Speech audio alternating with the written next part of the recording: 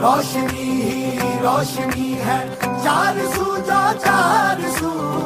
इश्क है ये इश्क है, इश्क है ये इश्क है, जो छुपा है हर नजर में, हर तरफ जो रूबरू।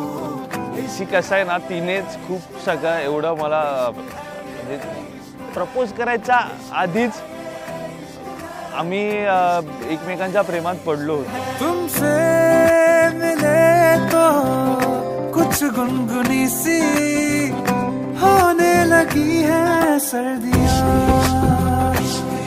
तुमसे मिले तो देखो शहर में खिलने लगी है वादियाँ। साया मिला है तू और मैं तेरा,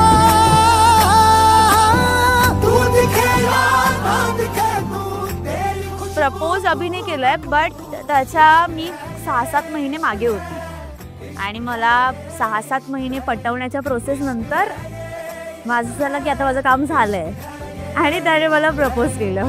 तुमसे मिले तो छोटा सा किस्सा बनने को है एक दास्तां।